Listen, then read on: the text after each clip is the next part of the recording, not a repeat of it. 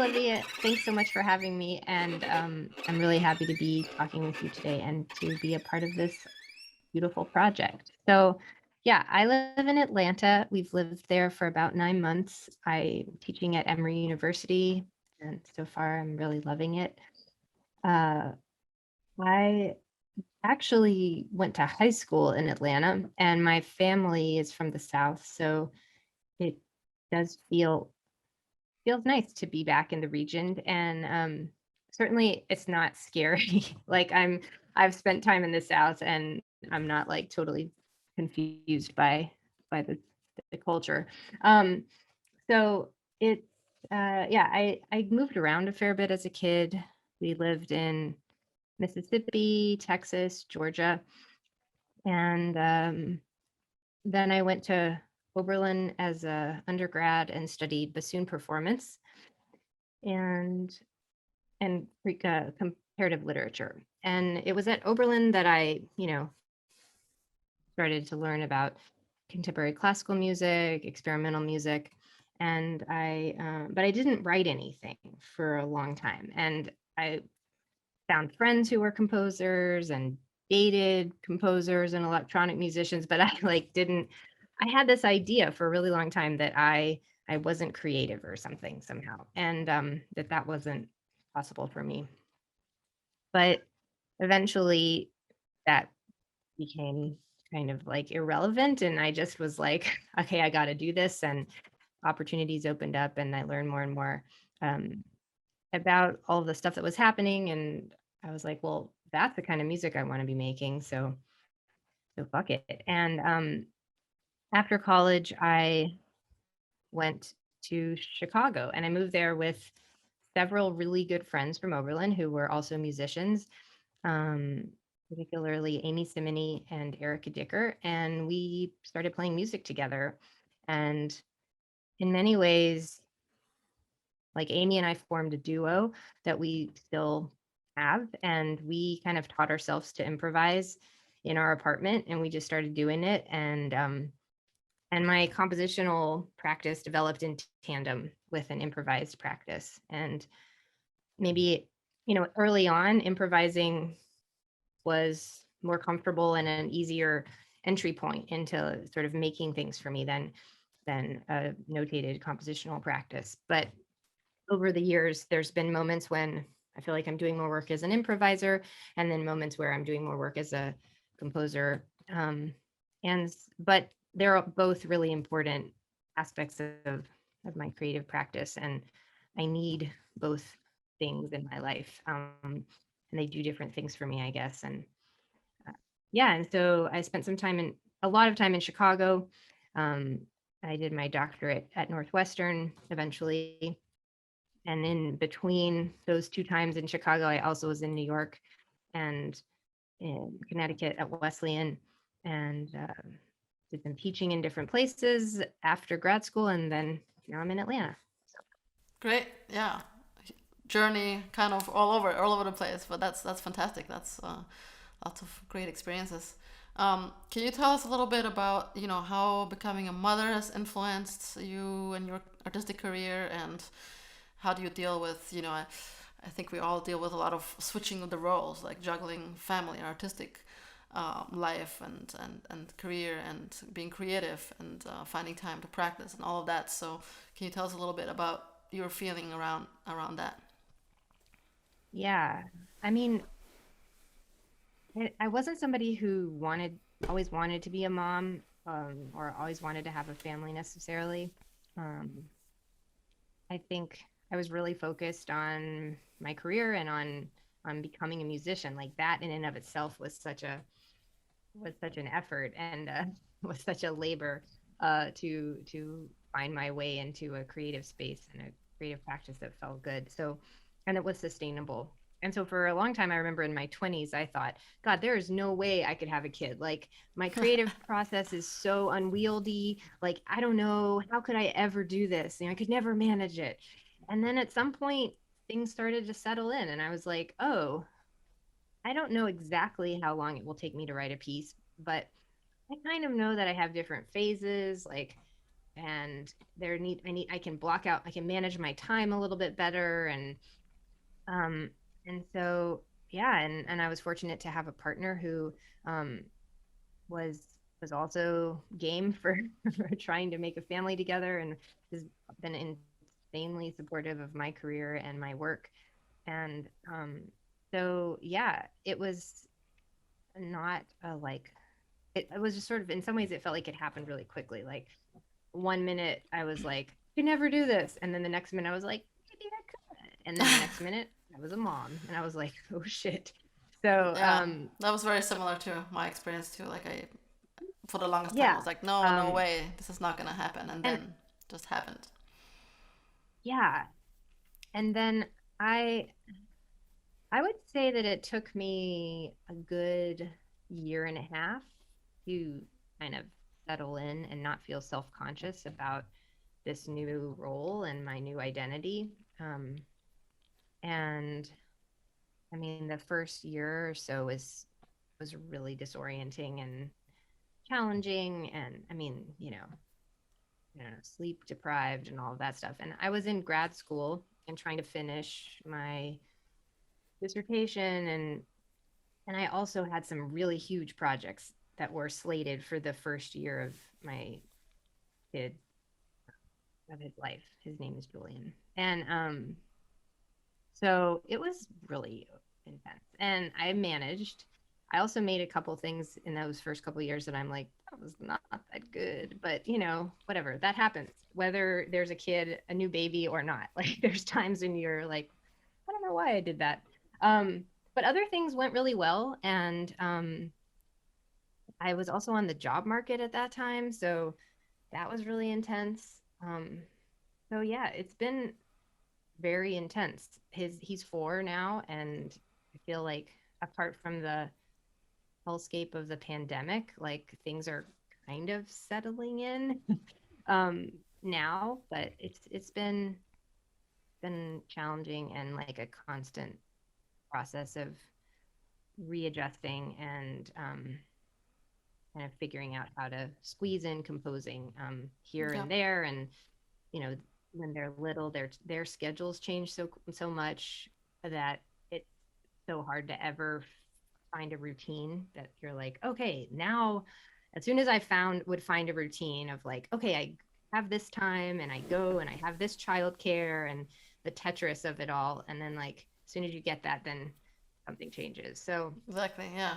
that's hard, but I don't What know. are some of the biggest challenges that you had to, or some of the feelings? Like I remember at least early on for me, like in the first year or so, like this guilt of like, oh, when I had to like have someone help or like watch him, and like because I wanted to play this concert or practice or rehearse, but then not being with my son, and so this kind of like juggling of this guilt, or like I want to be a good mom, but I also want to keep going with this career because I've done this my whole life. And then I came to at least for me, I came to the realization that I am also a better mother if I can also pursue the things that I want to be doing, because otherwise I will be regretting these things. So was there some moment like that for you as well, or what were some of your thoughts at that time, like or specific maybe challenges that you were thinking about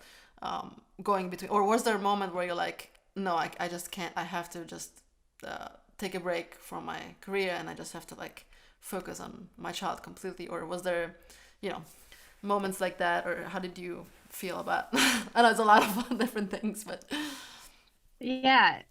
No, I mean, I definitely, I think I took took 3 months off, maybe the first, or tried to not. I like blocked out my calendar. I didn't schedule any concerts for the first 3 months.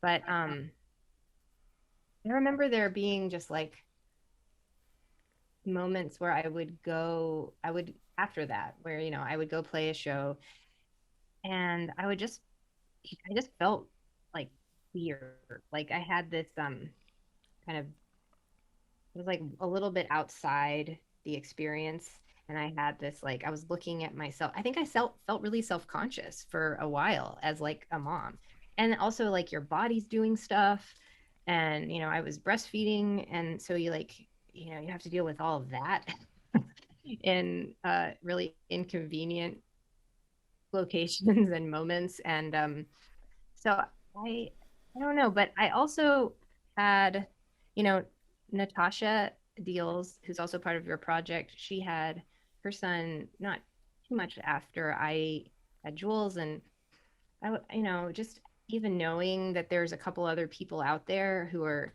kind of going through similar things and making it happen. It was inspiring and kind of grounding.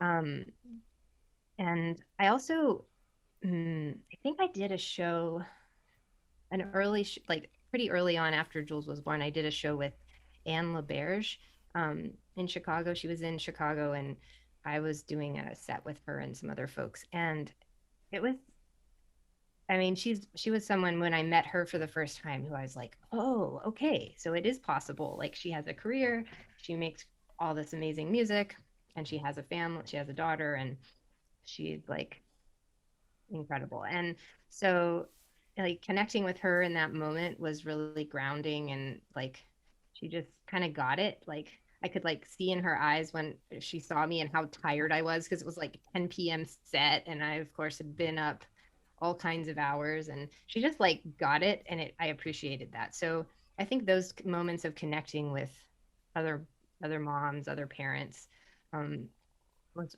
really, really crucial in those early days. But yeah, I didn't, after those first 3 months, I didn't really take time off. I just kind of barreled ahead and dealt Yeah, with the guilt and the we sleep kind of deprivation as become best super I moms, could.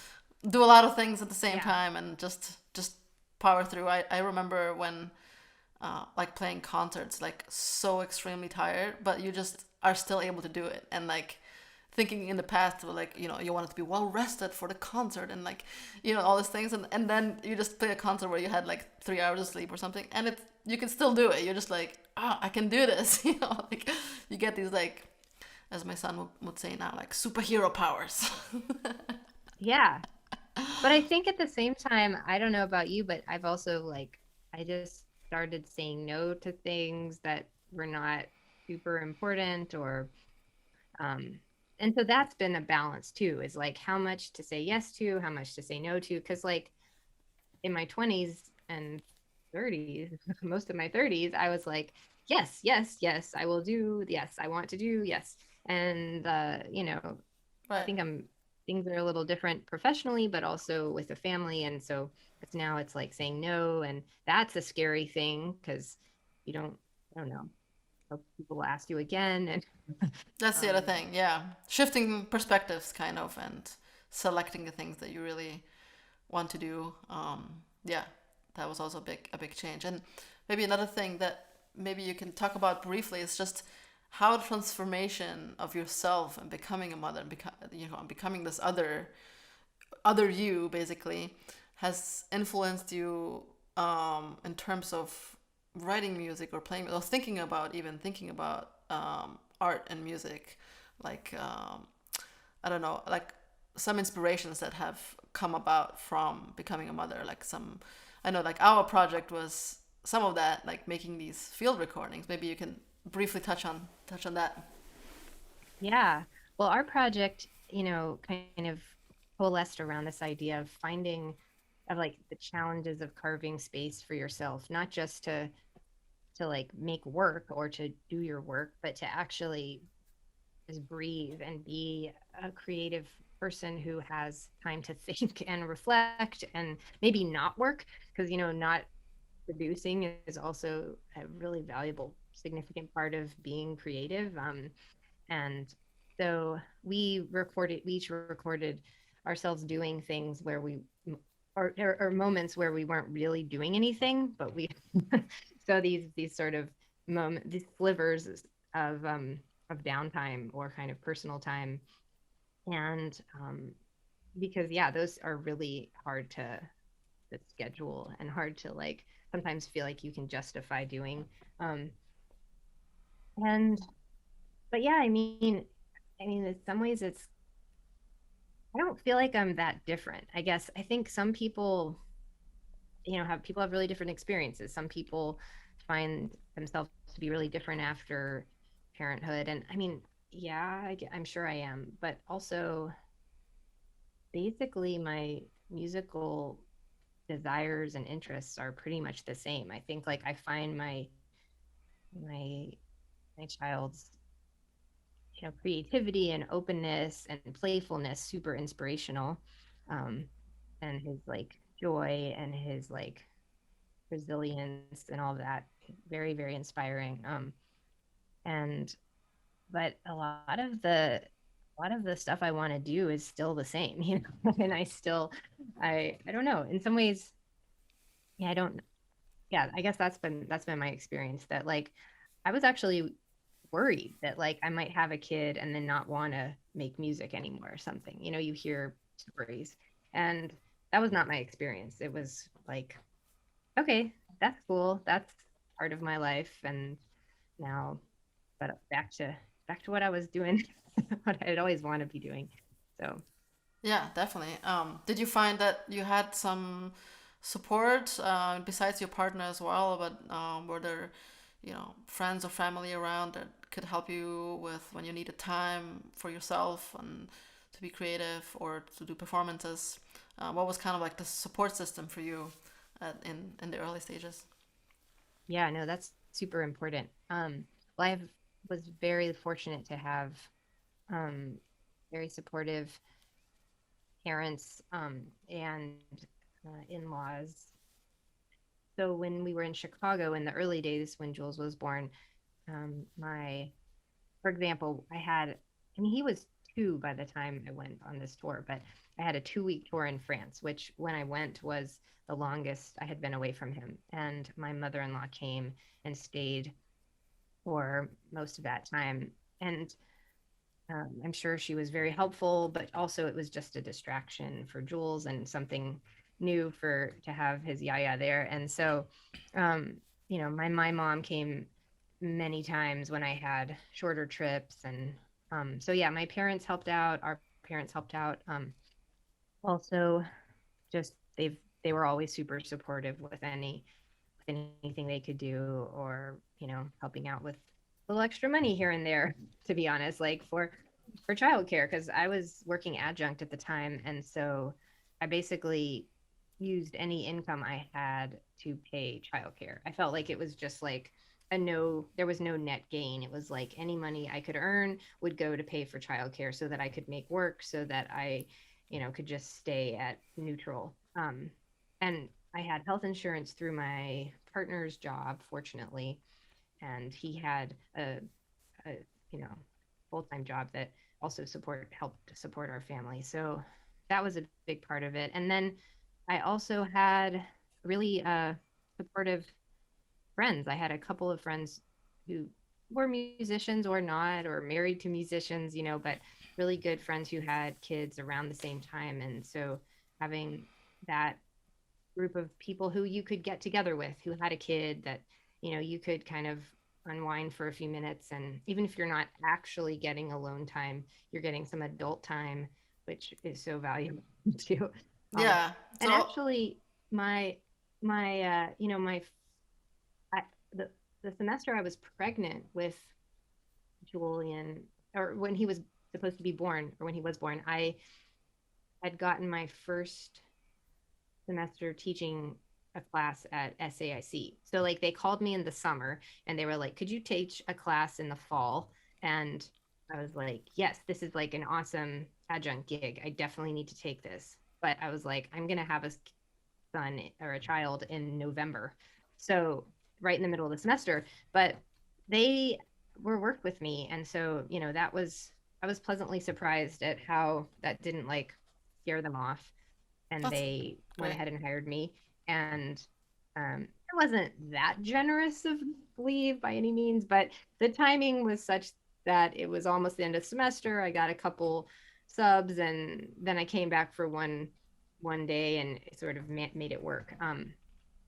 Yeah, so So that was that's really key to have a good support system, and I mean, I think having a family as a generation before us was harder even than now, and I think more people Yeah. in our generation now have considered having a family, and it's still challenging and difficult, but it's possible. And I think things are changing. I mean, because we are also already struggling with being a female artist and being represented and all of that, and then on top of it having a family. So it's but I think definitely things are moving into a better direction in schools and in society in general.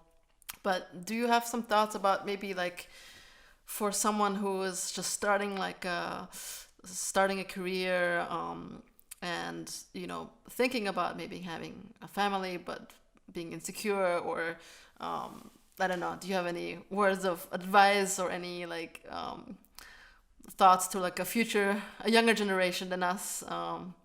What was kind of something that you would pass on? Well, I guess just that if if you that you like you should feel like it's possible and that you don't have to have either or, and you don't have to expect that people won't hire you or won't want to work with you if you have a family. And because I wasn't sure about that when I was in my 20s.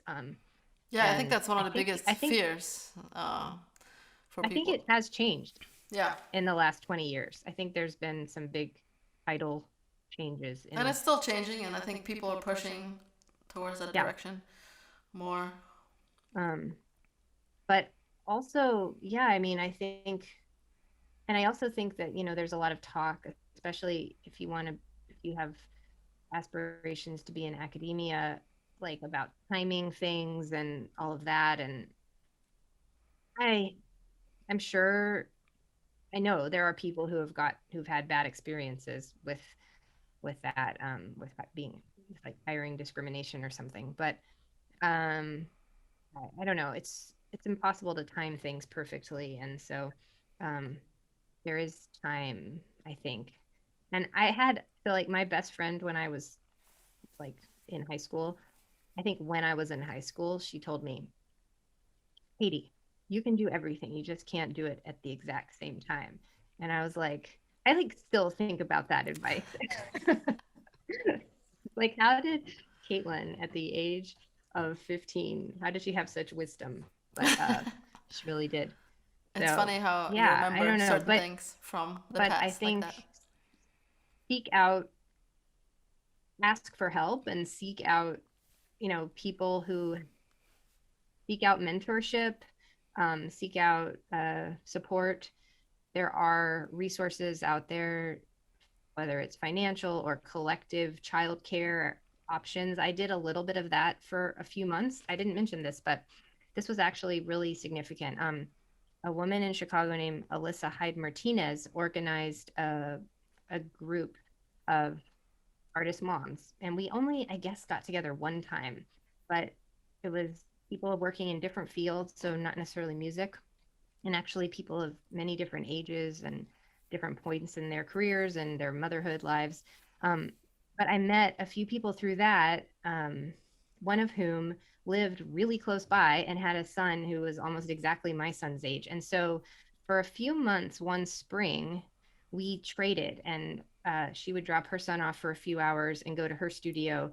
And then the next week, I would drop, I think we did one day each. So it wasn't a ton, but it was a little bit. And I think it was really significant for both of us to have that time and to feel like, yeah, we weren't paying someone for it. So we could do whatever we wanted. Like we could go sit in the park and do nothing or like get a coffee, and that was fine.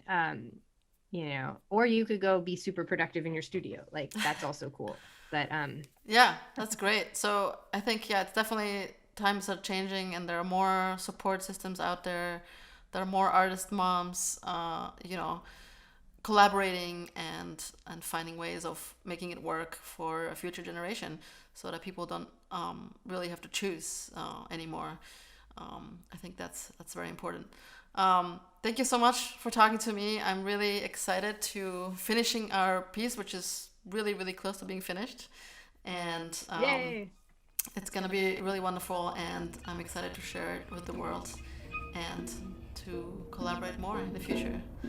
Thanks, Katie. Definitely. Yeah, me too. Thank you. Bye, Thank Olivia. you.